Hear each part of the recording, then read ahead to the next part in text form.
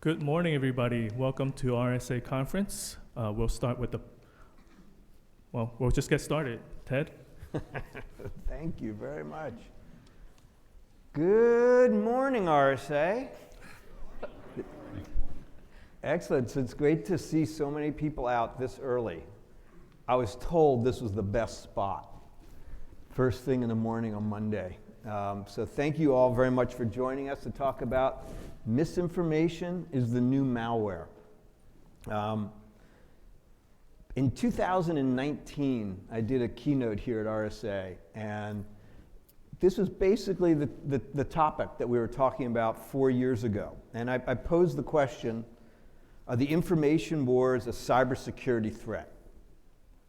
So you got to go back 4 years and think about that. And in my opinion, the answer is yes. And I've been in the cybersecurity world now for 36 years. And I've sort of been part of every wave of new type of cyber threat that we've had to deal with as an industry. And so I pose to you all that misinformation is just the newest form of malware. But I would argue it's more insidious because it hides in plain sight. It's harder to deal with because it's sort of been highly politicized. But we're here today to talk about the growing threat, and I believe that the rise in how we dealt with malware, traditional malware, should be a case study for our industry. Bad actors started using malware because it was an easy tactic. I mean, like phishing, great example. Trick people, download exploit. With simple emails, hundreds of thousands of people are tricked daily into downloading exploits onto their networks. Think about DDoS attacks. DDoS attacks flood a targeted network, overload the system with superfluous traffic so you can't actually do what you want to do. Disinformation fills broadcast channels and social media channels with false information to overload a system so you can't discern fact from fiction, truth from a non-truth. So I'd argue that misinformation is far more dangerous to corporations, society, and individuals. And with disinformation, you're quite literally tricked into downloading the exploitable directly into your brain, and no network intrusion is actually needed. Many people don't look at disinformation as a cybersecurity challenge. That's kind of why we're here and going to be the gist of what we're going to talk about. The internet no longer just creates networking, hacking, and security problems, but it's creating a hacking of people problem. There was a chief technology officer at the Center for Social Media Responsibility at the University of Michigan, Aviv Ovadia, who said, "We're so screwed. It's beyond what most of us can imagine. Depending upon how far you look into the future, it just gets worse." This was before generative AI ever came out, and before the rise of ChatGPT. So this was years ago he said this. And so in my view, if we've spent as much time and energy and dollars fighting to protect our technology and our systems, shouldn't we be doing the same for people? We need ways to detect disinformation, assess it, and mitigate it. Now, we're going to delve into the First Amendment as well, because I think it's part of this conversation. And we're going to talk about whether the First Amendment is an enabler, properly suited in its role, as we deal with disinformation as a piece of malware or not. And I got to say, the truth is disinformation is not a political issue. It's a cybersecurity issue, and one we've got to tackle for the future of an open democracy. So to make a dent in this issue, we're going to apply a similar approach to how we've stopped malware by tapping you, the cybersecurity innovators and entrepreneurs, to work with us on tackling this problem. And for the next 40 minutes, we're going to chat with a panel of experts and then open it up to questions from all the rest of you. Yoel Roth, former head of trust and safety at Twitter, who has very much lived this problem firsthand, testified in Congress what he's seen, how he's seen disinformation disrupt daily lives, and he's going to shed light on how this audience can also get involved. Lisa Kaplan, the founder and CEO of a disinformation mitigation company called Alethea, share what she's and her researchers have found in terms of misinformation campaigns, the bad actors at hand, and the damage they do. And Kathy Gellis, a First Amendment expert and internet lawyer and policy advocate, who'll keep us all in line on how can we build technology and collaborate as an industry to preserve accuracy without crossing the line and intruding on people's rights, freedom of speech. And as Pete Singer said in the book Like Wars, Silicon Valley must accept more of the political and social responsibility that the success of its technology has thrust upon it. So our hope is that discussion is going to shed some light on the issue at hand, enlist more people in the audience to join us in tackling the rising threat, because to win this war, we need to take collective action. So without further ado, Yoel, I need you to set the stage for everybody on what you would have to deal with on a daily basis at Twitter to try and bring some clarity to how big of an issue disinformation was from your perspective and vantage point. All right, so it's first thing in the morning on the first day of RSA, so let's start with some bad news. The bad news is this is an incredibly prevalent issue. When I say this, what I actually mean is just people lying on the internet. People say untrue things all the time. That's been a facet of human communication forever, and that's very much true on social media. Where things get worse is that some of those lies are dangerous and damaging, and where it gets worse is that some of that malicious content is also amplified through malicious conduct. People deploying technology to try to inauthentically propagate messages that could cause harm. And so there's very much a supply side problem. But I actually want to maybe start off with a note of optimism, recognizing that there are these very significant challenges we have to deal with, which is this isn't just about supply, it's also about how that supply is received. When we think about how misinformation propagates online, we need to recognize that exposure to misinformation doesn't necessarily mean that you buy into it. Back in the early part of the 20th century, when people were studying television and radio as these brand new technologies, when the War of the Worlds was this crazy broadcast that happened and people were terrified that aliens were invading because they heard it on the radio, researchers came up with this concept called the hypodermic model of media influence. They would talk about how if you are exposed to media, it's like getting an injection and you believe it. But in the decades that followed, that theory was comprehensively debunked. And it turns out that actually influence works in more subtle ways, where you can be exposed to something but not believe it. You can share something but criticize it. And so when we think about the challenges of misinformation and disinformation online, which are very significant, I also think it's worth complicating it a little bit and recognizing that these are human challenges. There are ways in which misinformation very much is similar to malware, and we should think about how we can enlist the security community in identifying it and counteracting it. But we should also recognize the ways in which misinformation is a social phenomenon and not just a technical one. And that gives us new options and new ways of addressing it. But can you, if you try and, this may be really hard to do, take out what you might consider just opinion and get to something that is just factually wrong that could be harmful. I don't know if that's how you delineated traffic, if not. Can you give the audience a feel for how much of that you saw on a daily basis? You know, I want to stay away from, people have opinions, good opinion, bad opinion, you agree with, you disagree. Put that part aside. Can you get to the harmful parts of it? I'll share a couple of numbers, but I want to resist the temptation to try to reduce the world into this thing is clearly false. And without getting too philosophical about it, I think it's worth noting that knowledge changes over time. Something that is known to be true with absolute certainty one day could be known to be totally false another.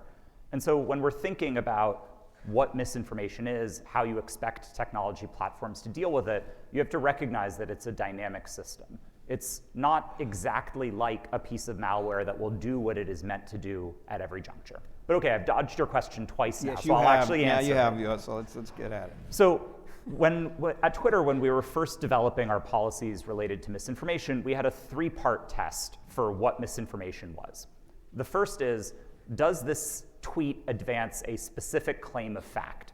So not an opinion, not a policy position, but an actual claim of fact. Say something like, the sky is green. That is a definitive, clearly articulated statement. The second part is this provably false according to experts and publicly available evidence? So you can go outside and observe that the sky is not green, and that is then a definitively false statement. Or you can turn to an expert on the color of the sky and they tweeted, yeah, it's definitely not green. Okay, that counts. The third piece, and this was really important for us at Twitter, was, is it harmful? Because again, people say untrue things on the internet all the time. I can say that I'm 6 feet tall and say, but that's not really dangerous, it's just a lie. And so at Twitter, we employed that 3-part test to help us identify not just what is misinformation, but what is misinformation worth dealing with. The scale of the problem was still considerable.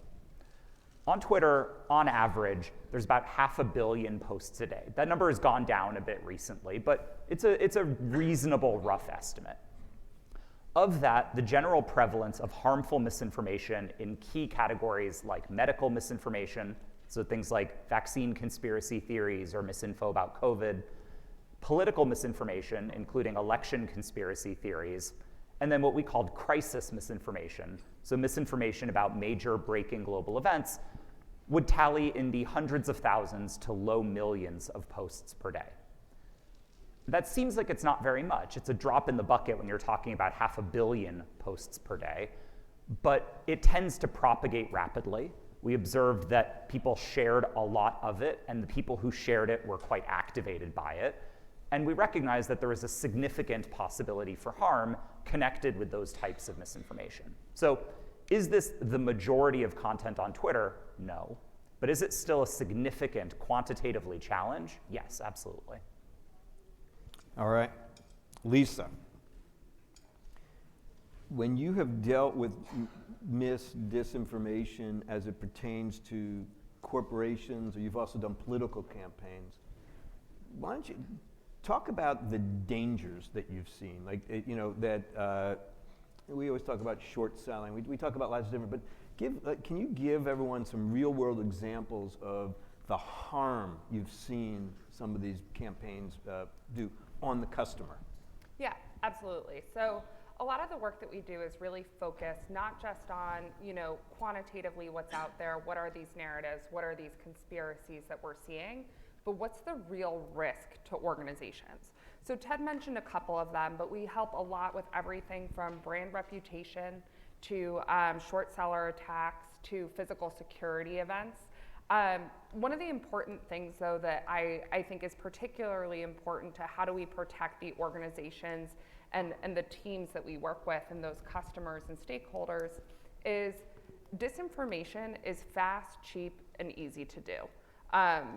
I think one of the important things to remember is that what started as being primarily a type of attack done by sophisticated actors, so think Russians in 2016, has now become pretty commonplace. Anybody who knows how to spin up an automated network can control what it puts out.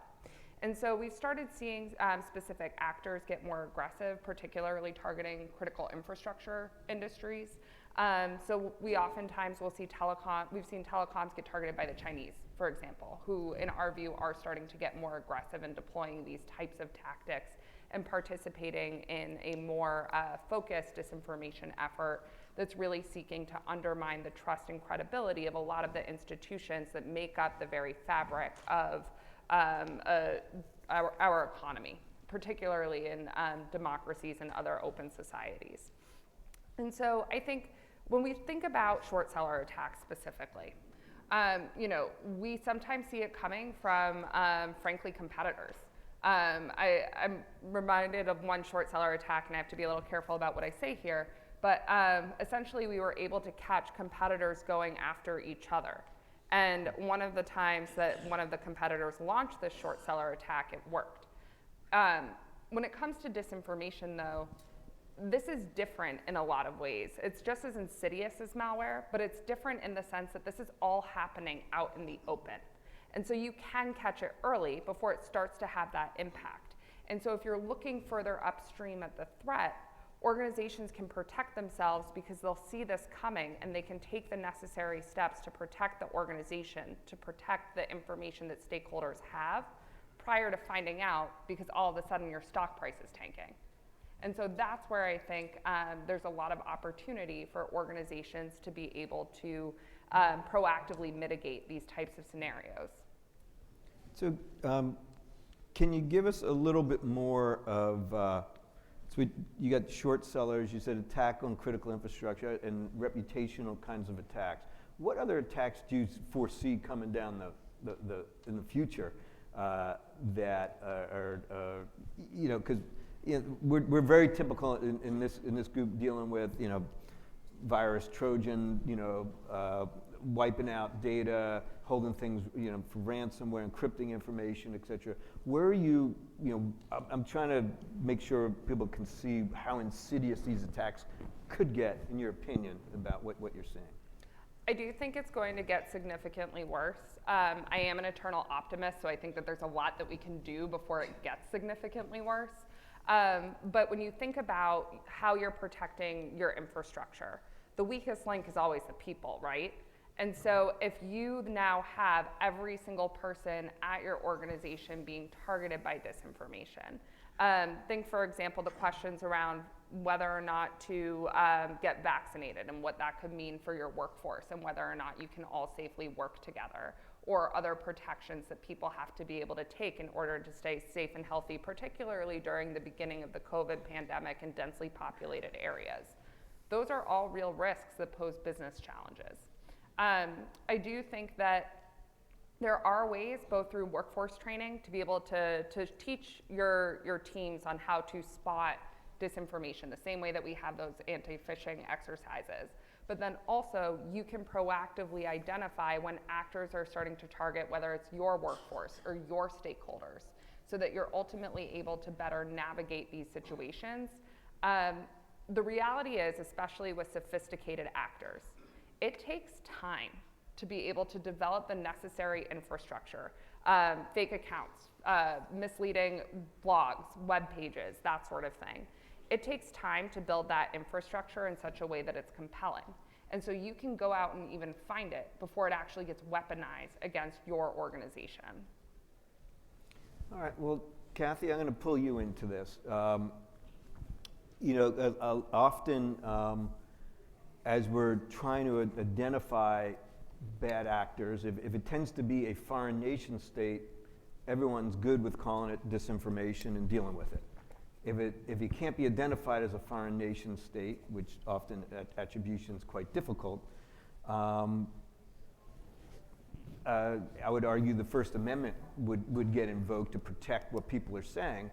I'm curious as to, so you've been living and breathing in this, how protective is the First Amendment of people's rights to disseminate disinformation? And please slice and dice what I said differently as you see the problem. You know what I'm getting at. I don't want to create an enabler. How do we embrace the First Amendment, which we all love to have, yet still deal with this threat that we see? So I think the underlying question here is, okay, we have a problem. And the question I think underlying this is, what do we want law to do to help us deal with this problem? And then there's different ways to tease that out too. I think there tends to be a reflex to say that, like, we understand law frequently as a thou shalt not do this, thou shalt not, if you do this, you will be punished, something like that. And I think there's a lot of call for, okay, we have this problem, bad things are happening, shouldn't there be a law to say no to the bad things that are happening? But that's when the First Amendment shows up, because a lot of the things you might want law to say no to are not things that the law can say no to, because the First Amendment protects expressive rights. Now, it protects them on a speaker level to a very wide degree, probably wider than people are necessarily comfortable with if we're thinking of disinformation. But it's also important that it does protect it broadly, because sometimes people are wrong. Sometimes they're wrong by accident. Sometimes they're wrong on purpose. Wrongness happens, and if you had a law that was speaking to wrongness and forbidding it, you would have some chilling effects on the things people would say that they are right about, and that would be a problem. You also have a fundamental problem of, well, who decides what is right or wrong? Who decides what is truth and what is not truth? That's a big problem when you put the government in charge of that decision, because we can understand, if we look at our political terrain, that some politicians would decide truth in one way and some politicians would decide it another way. And if the law gave certain politicians the power to make the rules and decide what is true or not and what speech is allowed or not, we can sort of see how that would be gamed. And then we also turn those elected offices into even greater political prizes, because they would have a ton of power attached to them, because not only can they decide what views they like, but they can get rid of anybody who would speak against them, because they can make all those opposition views wrong. So the First Amendment does give wide latitude to speakers, and that's really important. But the other part of this equation also, and going back to Twitter, is then we're thinking of this differently these days, because it's not War of the Worlds, it's internet platforms, and people are speaking to each other using these internet platforms, and they're not all using these platforms in constructive, healthy ways, and there's consequences to how they're using it. So then we also have the question of, well, what can the platforms do? And I think what we're hearing is that the platforms need a lot of latitude to figure out what is the best thing that they possibly can do, knowing their technology, knowing their user community, and having the leeway to figure this out. And the good news is the First Amendment protects that too. That's an expressive right that the platforms have about what ideas they want to be associated with, what users they want to be associated with, and law does not get to tell them yes or no. That's something that the First Amendment does. And then the other thing to point out, because I pointed out, like, law is, we're used to thou shalt not.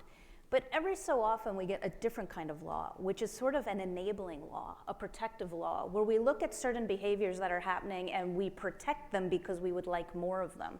And hello, we're getting into Section 230 now, which you may have heard of. A lot of people talk about Section 230, and speaking of misinformation, getting it wrong.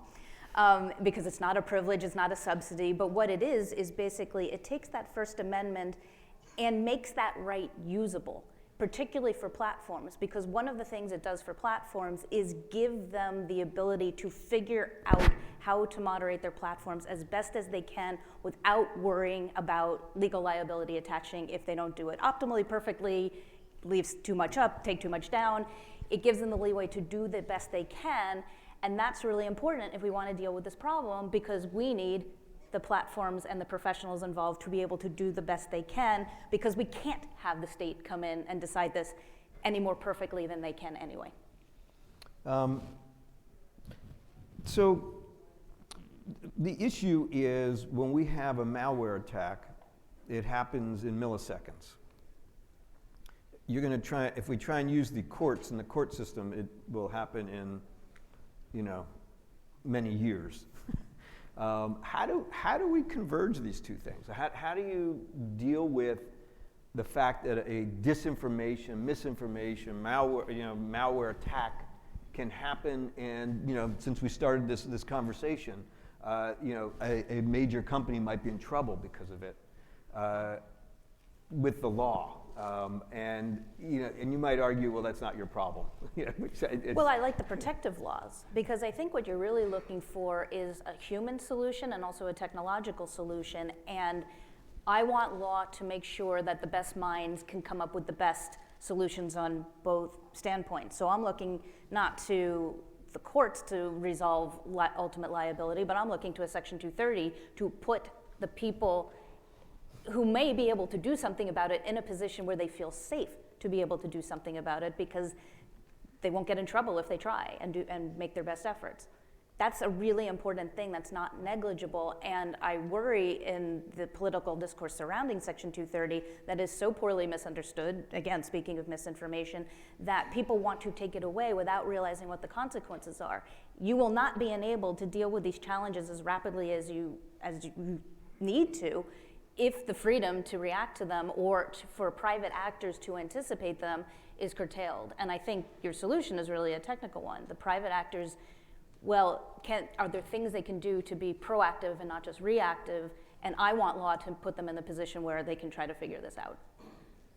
So Yoel, I want to talk to you as both an ex-practitioner at Twitter, and your job is around the content that's being posted at Twitter, but also there's a corporation called Twitter, right? And how often did you know, because Twitter itself could be attacked by a disinformation campaign, not just used as a platform. And I'm kind of curious, I'm going to ask Lisa the same version of this, but to just Fortune 500 companies. How often did you interact with the CISO, as a for instance, to deal with an attack? And one of my contentions is we still view this as like a comms problem and not a cyber problem. And you refute that or agree with it or get into it. And Lisa, I'm going to want you to expand upon this topic. Yeah, I mean, let's start with something that's fundamental and obvious, which is adversaries don't see org charts. And if you're planning adversarial response and defense around the way that your organization is configured and the distinctions between your comms people and your trust and safety people and your security people, you've already failed. These are always going to be multi-front, multi-terrain battlefields, and you need to think of solutions in an integrated way. When we were thinking about the risks of Twitter being targeted by, let's say, the Russian government, we always had to recognize that there would be attempts to get into Twitter's systems and target the company and exfiltrate user data. There would be attempts to influence the conversations happening on the platforms. And there would be attempts to compromise the accounts of Twitter's users. There were multiple layers to each of these things, and Twitter as a company had a role to play in addressing that conduct across each one of those levels, even if my team was responsible for targets against the users and targets against the conversations, and the security people were responsible for targets against Twitter's internal corporate systems. But it was sort of an illusory distinction, because if we tried to address these things individually, we would miss the fact that all of this is happening and playing out concurrently. The clearest case study of this at Twitter was the so-called Great Hack of 2020. This was when a number of the highest profile accounts on Twitter were compromised as a result of a spear phishing attack against an employee working in content moderation. And as part of this attack, it turns out they were primarily financially motivated. They were, like early 20s kids. It's always like kids who do this stuff. And they managed to convince an employee to provide them with their Twitter internal credentials. They were able to get onto the VPN, and then they were able to access a number of Twitter's content moderation tools and use that to take over user accounts in order to post a bunch of cryptocurrency scams. And so in that case, you're all like, LOL, Bitcoin, fine, whatever. But one, you could see that exact same playbook being used for political influence. And when the accounts that you're compromising include Joe Biden and Barack Obama, it matters a lot. And two, you see that this is an integrated multi-front approach. This was targeting Twitter's employees in order to gain access to Twitter's back-end systems, in order to carry out malicious activity propagated across the social network. You cannot think of these problems in isolation. So, in your experience, have you started to see traditional, so you're talking about a major social media platform, obviously Target, random Fortune 500 company now, Lisa, what kinds of targets are you seeing there? How are you seeing that come together? And is it usually the comms people or the CISOs involved? So what's been really interesting and I think great about this space is it's given organizations a broader opportunity to collaborate across the organization. To UL's point, this is a distributed risk, and what it's done is it's taken the communications department, which is typically responsible for information that's occurring outside of the systems, and the CISO's office, and organizations within a company that are responsible for information that's coming in and out of the company. We typically see that because of this, there's communications and security will work together, and often in the room is also legal and government affairs. That tends to be the right mix. The reason being is because when you think about it from a mitigation perspective, so take the example that Yoel just provided. There's a whole host of different components of the org chart that the adversary cares so little about that are responsible for actually responding to an incident. Communications, of course, to, in this case, communicate with users, with customers, to let people know what's actually happening, that there's been an attack. Security, to figure out what actually happened.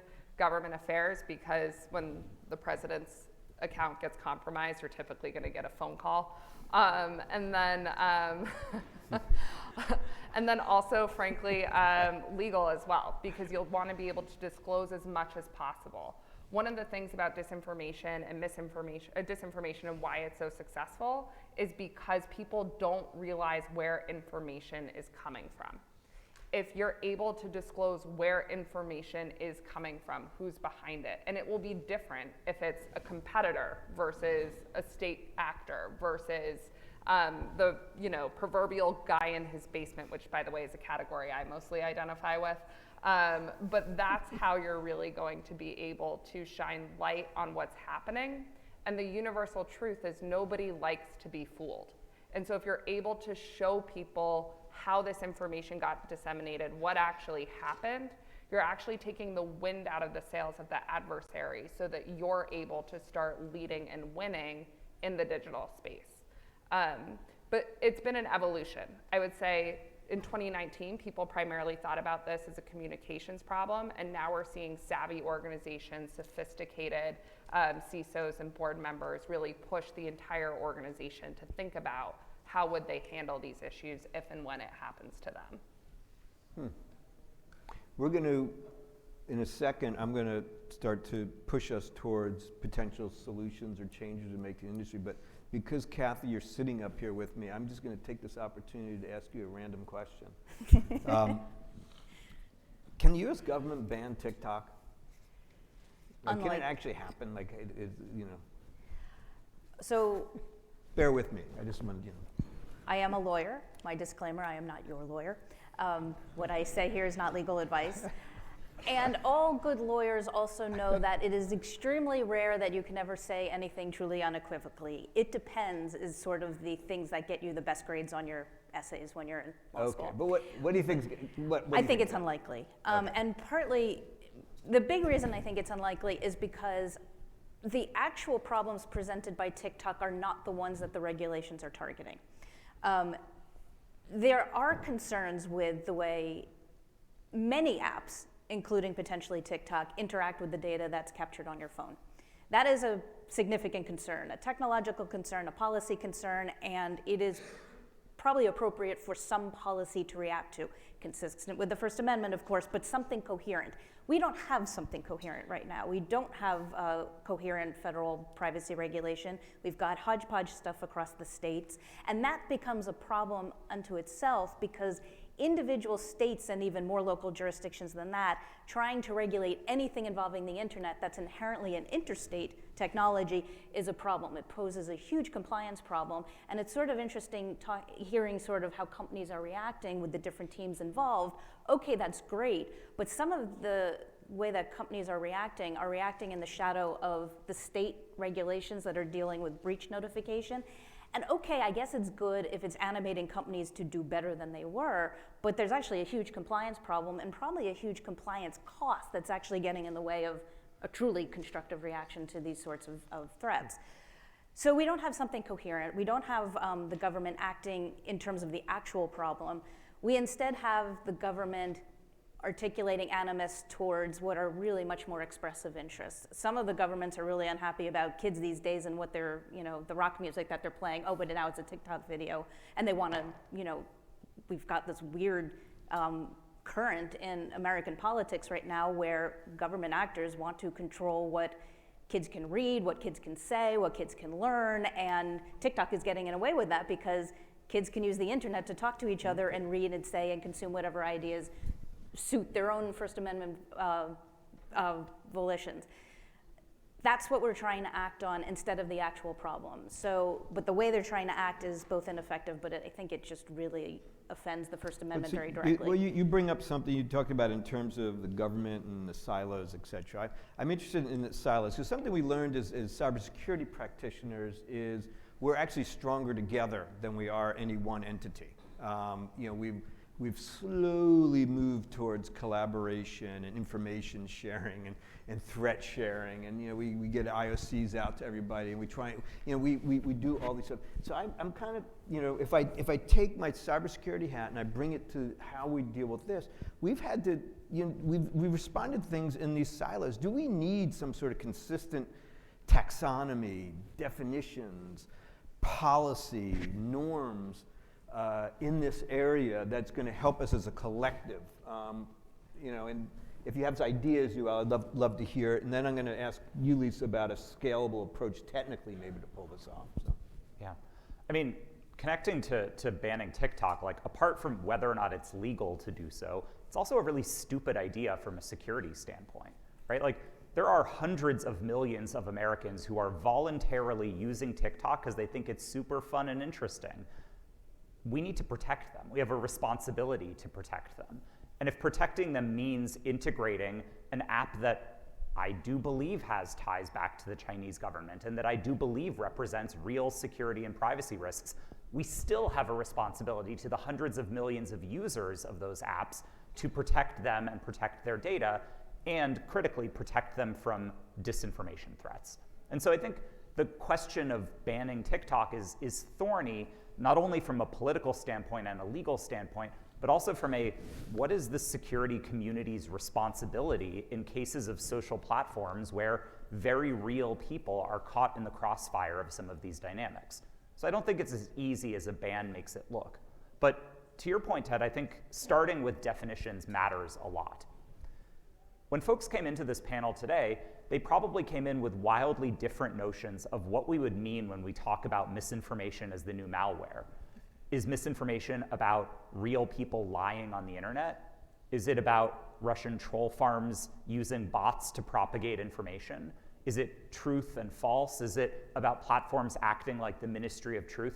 Part of the issue, part of why I got hauled in front of Congress, is that there's a lot of misconceptions about what this domain even is. And addressing it in a robust multi-stakeholder way needs to start with saying, here are the problems that we are addressing. Would I find it challenging to imagine a world where a cabal of companies get together and decide what's true or false? Like, yeah, that's creepy. I don't like that. That seems like it has First Amendment problems. That seems like it has sort of general chilling effects on public discourse. That's bad. But could I imagine a community of companies working together to share IOCs about Russian troll farms? Yeah, I built that. I was part of that community from 2017 onwards as Twitter and Meta and Google and every other large company were dealing with this challenge.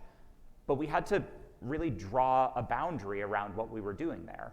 It wasn't about real people, real Americans lying to each other on the internet. We were focused specifically on inauthentic behavior carried out by sophisticated and persistent adversaries. And those definitions help. They matter from a legal standpoint, and also in terms of ultimately what it is that we want technology to enable and what we don't want it to enable. So, years later, we're, as Ted said at the start, we're having this conversation at RSA again. But I think it remains as important now as it was in 2019 for us to be very clear about what it is that we are talking about when we talk about these issues, because otherwise you end up in this intractable debate about, should Yoel be sitting in San Francisco deciding what's true or false? No, I shouldn't be. And the point is I wasn't. But we don't have a common vocabulary for these conversations yet. So, Lisa, is there a scalable approach, maybe some coordinated data sharing mechanisms of known propagators of bad that could be shared or is everyone just going to have to tackle this thing like as one-offs? Like, how do you see this evolving over time? So it's a good question, and I want to address something that I think Yoel raised in his points too, as to what's true, what's appropriate, that sort of thing. Because we've been talking a lot, and this makes sense. We're talking about primarily companies, with the exception of TikTok, that are based in the United States, and also with the exception of Telegram, which is a whole other kettle of fish. But this is a threat that's occurring in countries where the First Amendment doesn't exist as well. Look at what's happening in India with the BJP. Look at what happens in Hungary. If you look globally, these attacks occur at scale worldwide.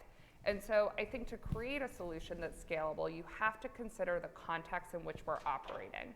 So yes, there are scalable solutions. You can look at the actors who are spreading disinformation. And to Yoel's point, there are persistent actors such as state governments, criminal networks, et cetera. I think, though, that those actors are always developing new TTPs to be able to launch and deploy their campaigns. And so as part of that, yes, you have to track what's known, but you have to continuously look for the unknown too. And you can do that through a variety of modeling techniques. Again, this is all happening out in the open, so it is possible. When it comes to mitigation, that's frankly where I think it gets more interesting, because if you assume the premise that through a combination of legal, communications, information sharing, and working with governments who are seeking to oppose versus perpetuate disinformation threats at scale, that's when you're able to really get traction. And what that looks like across the different platforms, which by the way, all have different community standards, and then globally, where we're operating, the world doesn't have one set of laws, that's where you have to look for the different trigger points to be able to do something about the networks that are ultimately targeting all of us. So not only do I think that there's a scalable solution, but I think as more organizations start to adopt defensive measures against this threat, we'll collectively be better off, because a network spreading disinformation that one day might be targeting UPS could be targeting FedEx the next day, could be targeting a global company as well. It really depends on what's out there, but I think if we're all able to attack these networks and address them head on, we'll collectively be better off. If people want to ask questions, start lining up at the microphones. If not, I'm just going to keep going, but you're all welcome. As soon as I see somebody there, I'm going to call on you. So we got about another 8 minutes or so to go. I'm trying to see whether we're just now at this new early stage of how we're going to protect ourselves from the incident. We've been like, it's been a deluge of information. We're like trying to bat it away, et cetera, without a lot of technology to do it. It's, it always seems like it's a process that kind of does it. And I'm interested from any of you as to whether you see there's going to be an interesting technology that comes forth that will be utilized by CISOs in particular. I'm catering to this audience to help them do their job because of the impending threat. Or Kathy, you're welcome to chime in if you think there might be even some modifications from law that's going to help folks. And whether you see a modification in law that's necessary to help folks. So what do you see coming down the pipe here? If I had to sort of predict where the space is most primed for intervention and where I think technology can be most valuable, it's really thinking about the early moments when misinformation begins to propagate. So I'll share a little bit more bad news as we come to the end of the panel. The bad news is the overwhelming majority of people who are ever going to see a piece of misinformation on the internet likely see it before anybody has a chance to do anything about it. At Twitter, 80% of impressions on most posts happened within the first 2 hours, and over 90% of impressions over the cumulative lifetime of the post happened within the first 3.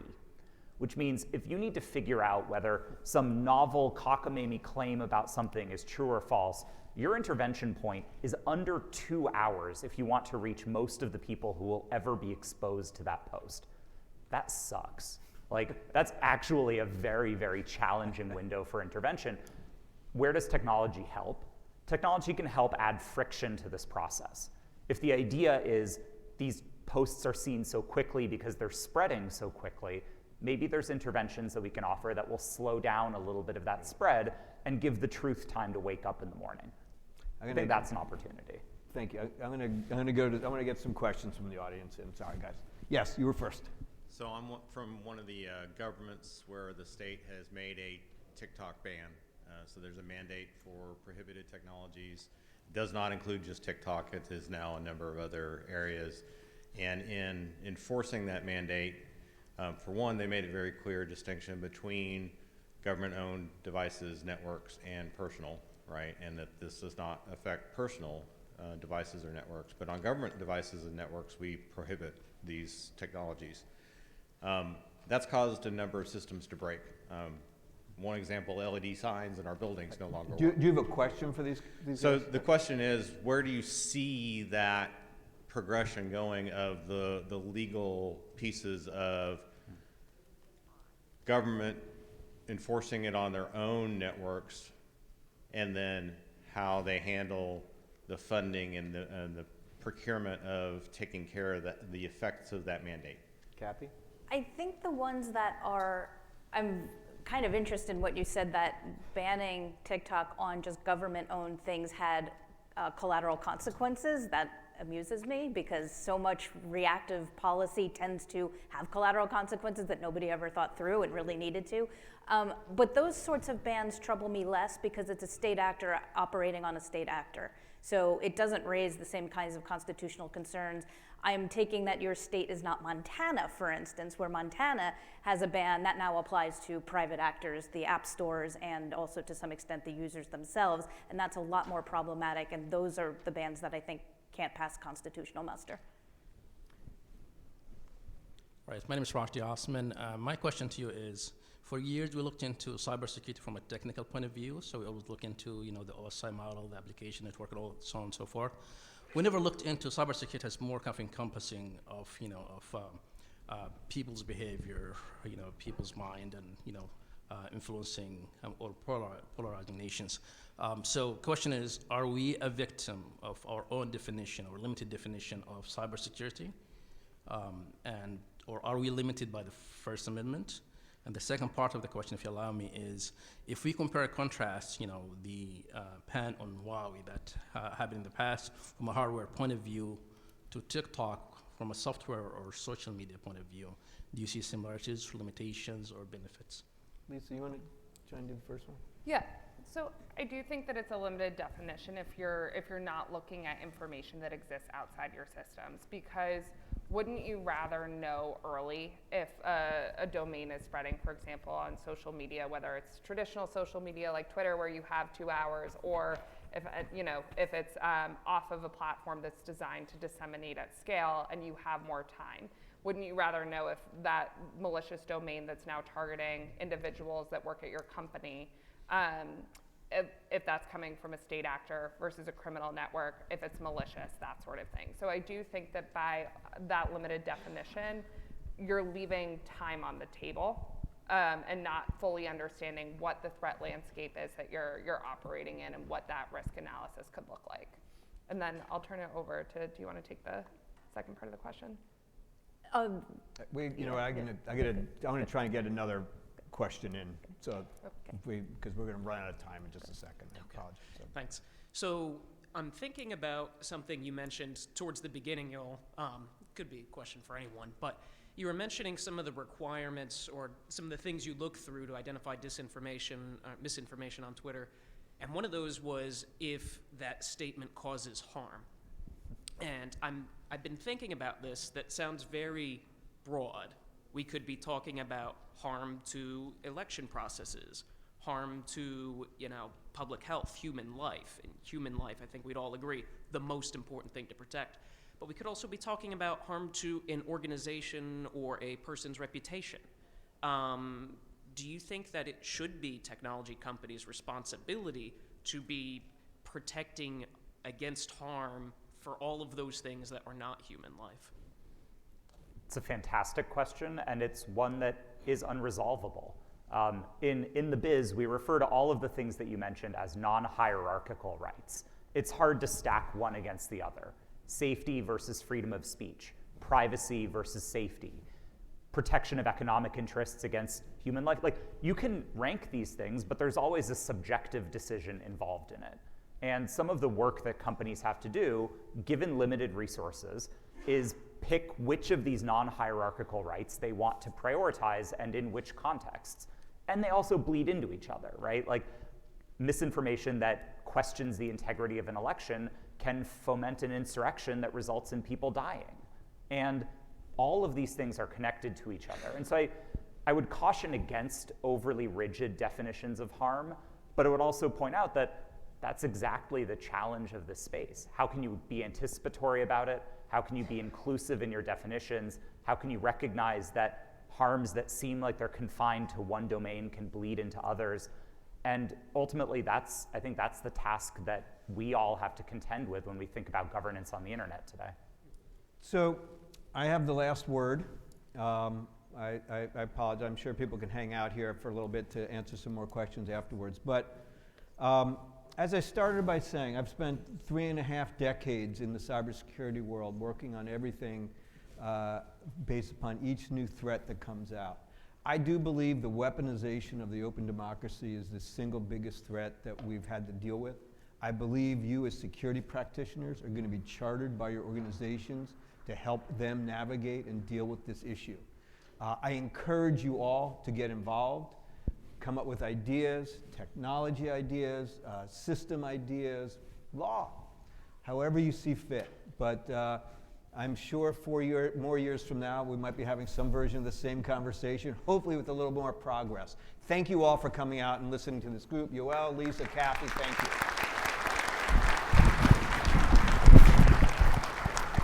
Thank you all for coming. Please exit the room so we can prepare for the next speaker. If you have questions for these speakers, please take those questions outside. Thank you.